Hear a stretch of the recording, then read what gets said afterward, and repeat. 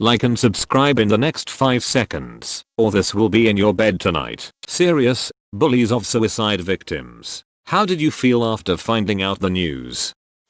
In middle school, I was a huge bully. I constantly bullied this kid, let's call him Josh, and picked on his clothes, his acne, his hair, his mannerisms every single day. I was relentless. It wasn't like a putting people down to make myself feel better thing. It was just something that was kind of fun to do, and I already thought I was the coolest shit ever. After more than half a year of this, my friend finally told me Josh was thinking about committing suicide. Thankfully, he never followed through. I actually shrugged it off at first. I'm not sure why I didn't really care. Maybe it was because I couldn't stand him. The next day, our school counselors made us watch a video about bullying and its effects, especially how bullying leads some kids to commit suicide. It was basically my wake-up call. I see it as divine intervention. Josh and I are now good friends. He chose to forgive me, which is pretty incredible on his part. Also, apparently his suicidal thoughts were more due to his bad family situation rather than my bullying, although I'm sure that didn't help either. Today, we chalk it up to middle schoolers being horrible people in general. I'm glad I was able to turn around before I found more victims. I just wish my friends would have spoken up earlier. Thanks for giving an honest answer. I'm glad that things worked out the way they did. 4 years ago, a 16-year-old girl, let's call her M, committed suicide after being mercilessly bullied by another girl. We shall call the bully S. S was just overall mean and be shy to everyone, but she was even worse to M. Now, M was a small, quiet, drama student. She was the leading role in all the plays because she had the most beautiful voice. But, she wasn't the society's sexy and busty. M was probably one of the nicest girls I've ever met. S was popular and relentless. S got M's number and would text her nasty things. She would put her down during school and push her around, make her cry every day. One day, M hung herself. I remember reading it in the newspaper. It wasn't just S's fault, as M had a shitty home life. But I know she didn't have to make it worse for her. I wish I would have stood up for her, but I was afraid of being hit or bullied as well. If I could go back in time and tell S to piss off, just maybe M would be alive. Everyone knew it was S's fault, but she denied it and said it's not my fault, the BCH killed herself. On the bright side, S got fat and basically turned into a prostitute. Reading through it, I expected a heartbreaking beautiful tale of how S turned her life around and became a role model for kids. But she denied it.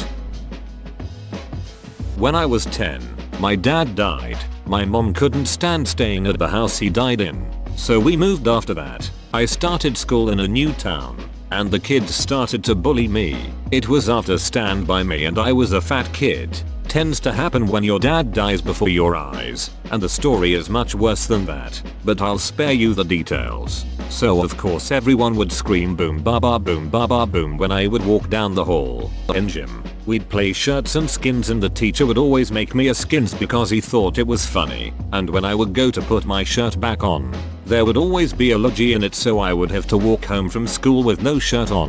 One of the bullies had a locker next to my 6th grade English class, and he told me that if I came within 10 feet of his locker, he was going to punch me in the face. It was physically impossible to walk through the door of the class without being closer than 10 feet, so the kid would punch me in the face every day. I eventually got fed up and decided to do something about it. One day, I waited for him to face the inside of his locker. Then I ran up to him, held my thick-ass history book over my head and then swung it down full force on the back of his head. That thud was one of the most satisfying sounds I've ever heard. He was out cold instantly. He cut his face up on his locker as he fell into it. I got suspended for a week, and the kid's mom threatened to press charges. The principal said he wanted to expel me, and my mom had to go to the superintendent to keep me in school. That kid never bullied me again, and neither did anyone else. Fuck suicide. If it's between me and a bully dying, it's damn sure going to be the fucking bully. Edit.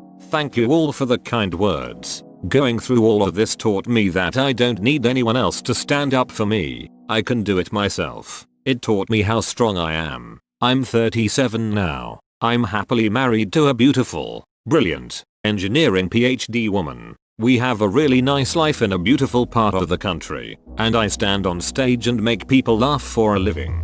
Couldn't ask for a better life. Right on. The suspension didn't mean anything in the long run, but the satisfaction lasts forever. I was bullied in middle school and I tried to hang myself twice, and both times my brother cut me down after I passed out hoping to die, and then one day randomly this popular kid came up to me while I was being bullied about the rope burns on my neck and picked me up off the ground and looked at me, and I will never forget what he said to me: "Don't take their shit," and turned around and punched one of the bullies in the face, and we've been best friends since. A few months ago he said those exact same words to me as I left for basic training. This deserves more points. I was really moved by this. Your friend and your brother seem to care about you a lot, and that's great. On the excellent documentary Bully, they tell a story of a young boy who hanged himself after being relentlessly bullied. The next day at school his bullies wore ropes around their necks tied as nooses to spite him and his grieving family more. I was really shocked at how cruel these kids were. Some people are just evil. What the fuck? Who would ever do this? I went to a very strict Catholic high school. There was a religion teacher. I'll call him Mr. K. The students above my grade apparently tormented the crap out of this guy. One student in particular made fun of him for teaching religion and how pointless it was to teach students the subject matter. I remember seeing Mr. K time to time. His face was very red all of the time, and many suspected alcoholism. Rumor got around that he actually hated teaching religion, and in the course of his life, dug himself into a hole he couldn't get out of. He committed suicide one night, and the whole school held a vigil for him. I remember seeing the student who tormented him, and saw him crying and shaking throughout the whole vigil. I never took Mr. K's class, but I would have the next year. Everyone was shocked, but you could tell some teachers knew he was very depressed. It was sad to see that no one reached out to him. We had a substitute teacher for 7th grade. The teacher we would have normally had a baby. I don't know why we gave him so much shit. He showed weakness. We knew we were getting to him. Then one day, we had a new teacher. The substitute didn't kill himself, but he had a breakdown. 13 years later and I still feel like so much shit for the way I treated a lot of my teachers. Ending on a lighter note, things changed after that. Mr. Murphy didn't take no shit. I'm not going to tell you that you shouldn't feel bad about it, because your reaction is valid and it's normal to feel that way. But you were young, 14 or 15, right? No one can be expected at that age to have the emotional maturity to respond in the best possible way to someone really opening themselves up to you like that. Even if you had, there's no way to know if it would have helped in the long run. You have obviously grown a lot since then.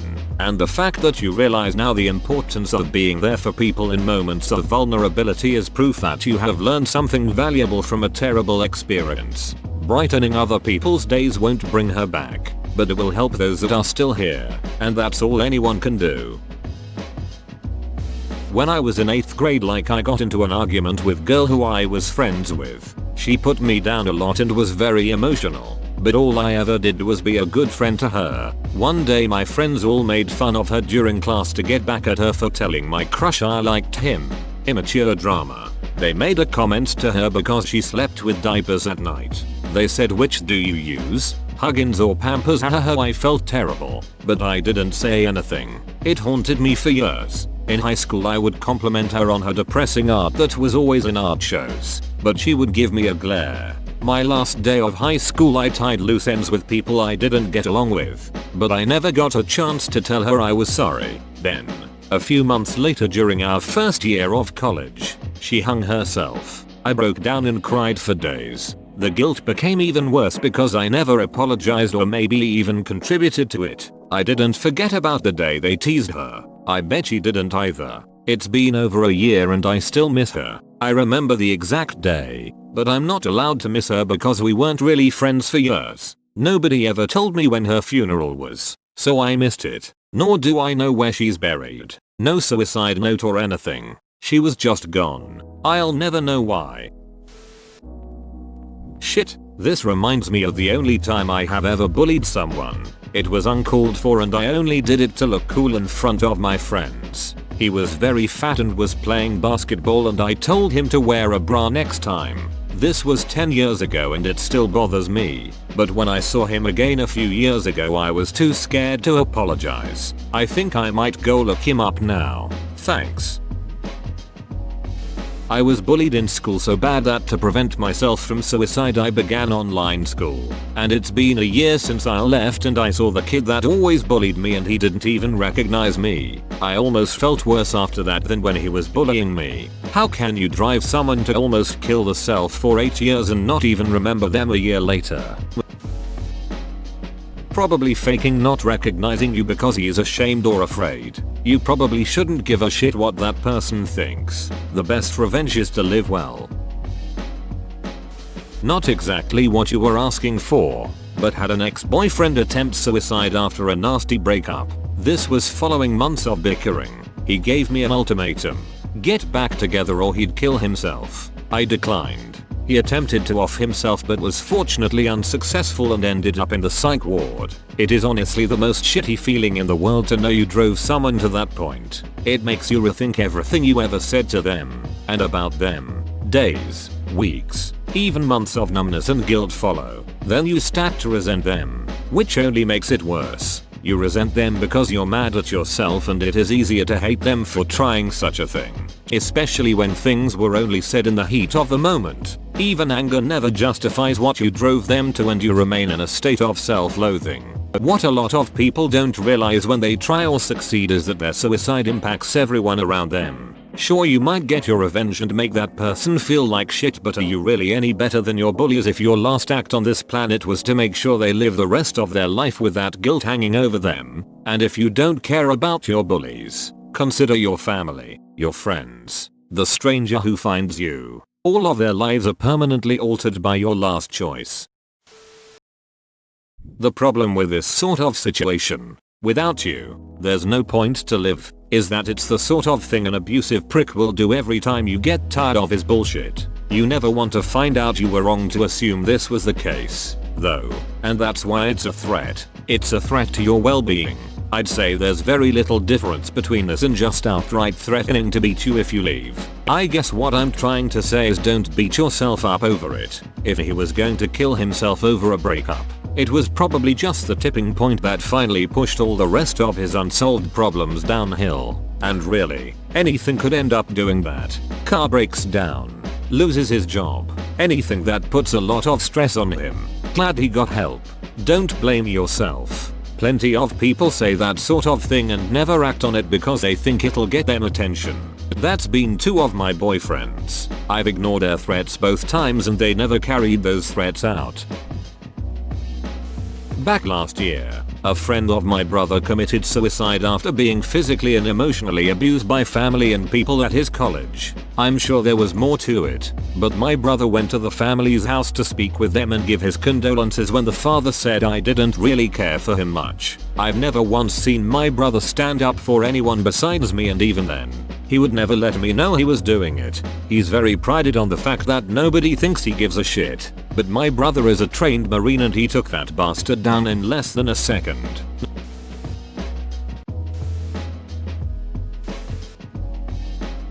Attention. Please keep in mind that the OP of this thread has chosen to mark this post with the serious replies only tag. Therefore, any replies that are jokes, puns, off topic, or are otherwise non-contributory will be removed. If you see others posting comments that violate this tag, please report them to the mods. Thanks for your cooperation and enjoy the discussion. I am a bot, and this action was performed automatically. Please contact the moderators of this sub if you have any questions or concerns. So I have a friend who had a shit time of middle school. His so-called friends pretty much just kept him around for entertainment. Like he was their running joke, called him a loser and made him feel terrible. He starts high school and they abandon him after years of abuse. He doesn't know if he should try and get them back or what. He joined the speech team because his parents and teachers pretty much made him. I was on the team at the time. I guess I just decided from the moment I saw him he was going to be in my life. Forced him to sit by me on the bus for speech. Stuff like that. The kid obviously wanted to be left alone. I didn't care, I just kept talking to him until he started talking back. Eventually he and I almost dated. Ended up being buddies instead. The most haunting thing he ever told me was that it was only because I actually fought to be his friend that he never killed himself. Please remember that and make an effort to be someone's friend. Even if they seem to have all the walks in the world up at first. This guy is one of the few people I can call on the drop of a dime and he will be there for me. He's the best and I can't imagine getting through high school without him. He made me feel like I was worth something too. When I was in the 8th grade, some girl came up to me and told me that the year before I had caused the suicide of this other girl. She told me that this girl was having a very bad time and then for whatever reason I said something really shitty to her on the worst possible day I could have done so, and she went home and killed herself that night. I have no recollection of the incident at all. Hell, I liked that girl, in the friendly way, and don't remember being more than mildly annoying to her. It was junior high. She was one of the few kids at that school that I was on perfectly friendly terms with. As far as I can recall, I vaguely recalled that she stopped coming to school at some point, but nobody said anything about why at the time and there were no rumors floating around that I heard. Well over 1,000 students. Kids came and went. Probably everyone just figured her family moved away or something. In the years since, friends of mine have tried to assure me that the girl who told me this was lying just to fuck with me and stir the shit. She was kind of the type to do that. Be shy, drama loving to the point of being drama causing, and she definitely did not like me. But to this day I wonder, she was so deadly serious when she approached me to tell me that. Not in a hysterical you fucking mother kind of way, but more in a grave yet disdainful I'm here to tell you what a terrible person you are. So here's the facts kind of way. I have no way of knowing what really happened. If it had really been my doing, I would think I would have heard from more people than just her. But I doubt and I wonder and I question myself. I just don't know. I know that I never knowingly fucked with this girl. And I cannot remotely imagine what I could have said that was so shitty. But the world is strange. So fuck. I don't know. When I was in middle school, there was this girl. Let's call her Annie. I did not like her very much as she was a bit unpleasant. I perceived her as a bit stuck up and arrogant. Of course I was 13 or 14 at that time, so as a teenager I was pretty stupid as well. We both hung out with another girl, Sonia, and I used to bash a bit on Annie. Mostly I rolled my eyes at her a lot, and from time to time I implied she was ugly or boring. I don't know how much that actually impacted her, but she never showed any sign of being hurt. But you never know to what extent people can be affected by words. And I'm sure as hell it affected her self-esteem even if a little bit. At that time she was being bullied by some other people as well. And teen girls can be mean.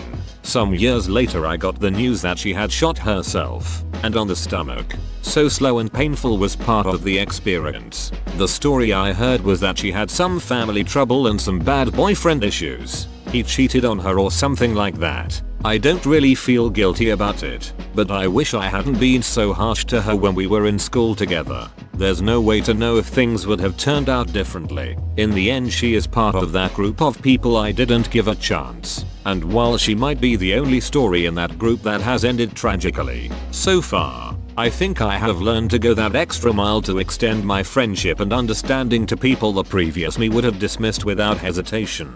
This has actually led me to many very rewarding relationships.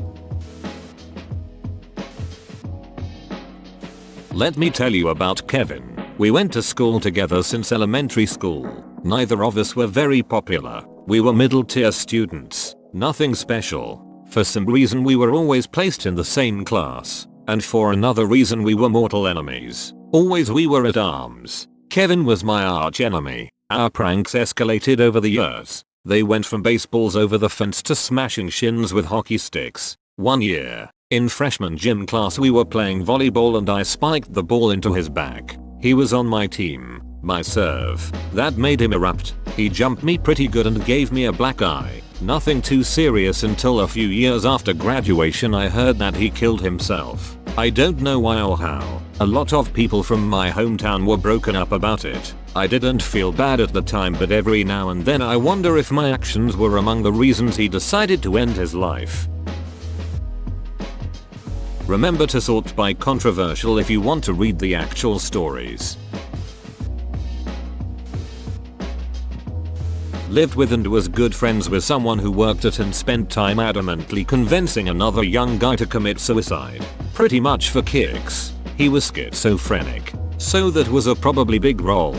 He was in a band that was pretty popular, and they had kicked him out toward the beginning of their rise to fame because they had discovered a briefcase of journals he kept, all illustrating the systematic pushing of this guy to the edge. The person he convinced to jump off of an overpass onto a freeway was pretty much the best friend of everyone in the band. I was in high school and younger than him when I first met him. I was good friends with his nephew, and never knew why he had been kicked out of the band. But I knew there was brutal hostility between them. I was his roommate and friend for years. He always had that locked briefcase full of journals at the apartment, but told me to not read them, and I never really got the chance to. We grew apart, and I had a bad taste in my mouth about him for no reason in particular. Just a gut feeling. I had moved cities, he got married, and haven't seen him in pretty much a decade. I found out a significant time later, like in the past 3 years on the internet, what the deal with those journals was all about and what he had really done to get kicked out of the band. The band he got kicked out of's later music lyrics is very heavy on the incident. Their music all pretty haunting, yet very intriguing. It's crazy to think back about who I was friends with and living with, and I had no idea how sinister he really was. But I knew he was sinister. There was always something unnerving about him I couldn't really put my finger on. He was very cool in a lot of ways, and kind of evil in other ways. Well, let's call this kid was a decent kid through middle school. Except for one thing that was off about him. He was born a fair amount premature, so his vocal cords didn't fully develop. His voice is really raspy and quiet. Now, during middle school he was bullied. Not by me, but by others. I was a bystander, so to speak. Once we got into high school, did the really stupid thing. He showed us his erect penis one night after hanging out. That kinda set me off. I bullied him almost daily until grade 10. I didn't do it to be cool, it was just fun to get everyone laughing.